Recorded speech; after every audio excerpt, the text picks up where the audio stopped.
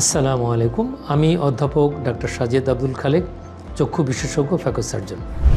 অনেকেই প্রশ্ন করতে পারেন যে ছানি যেহেতু একটা রোগ এবং সেটার জন্য আবার অপারেশন করতে হয়, অপারেশন ঝুঁকি আছে এবং বয়স হলেই ছানি পড়ে, তাহলে আমরা কি করব? তো সেক্ষেত্রে একটা প্রশ্ন আসতে পারে, তাহলে ছানি এটাকে প্রতিরোধ করা যায় কিনা, বা এটাকে প্রতিরোধ করার উপায় কী যাতে ছানি না পড়ে? প্রকৃতপক্ষে ছানি একেবারে প্রতিরোধ করা সম্ভব না, যেহেতু বয়সের কারণে হয়। তবে অনেক বয়সে হওয়ার আগে যদি অনেক আগেই হয়ে যায়, এটা আমাদের জন্য খারাপ অবশ্য।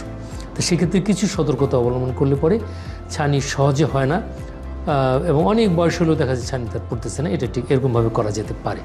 তার মধ্যে প্রথমত হচ্ছে এটাই যে শরীরে যদি কোনো রোগ থাকে, এটা আগে থেকেই সতর্কতাভাবে এবং স্বাস্থ্যকর জীবনযাপন করতে হবে।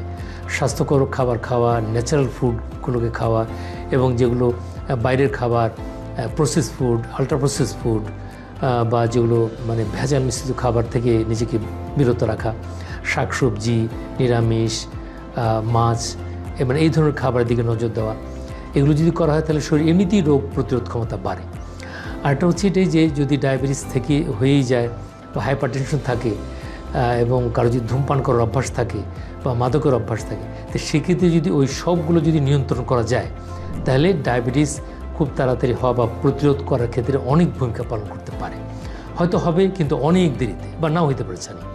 তো সেক্ষেত্রে এগুলোর দিকে খুবই নজর দেওয়া দরকার। আরেকটা হচ্ছে যে চোখে যদি আঘাত লাগে, তাহলে সেটাকে গুরুত্ব সহকারে দেখা, ডাক্তারের পরামর্শ নেওয়া।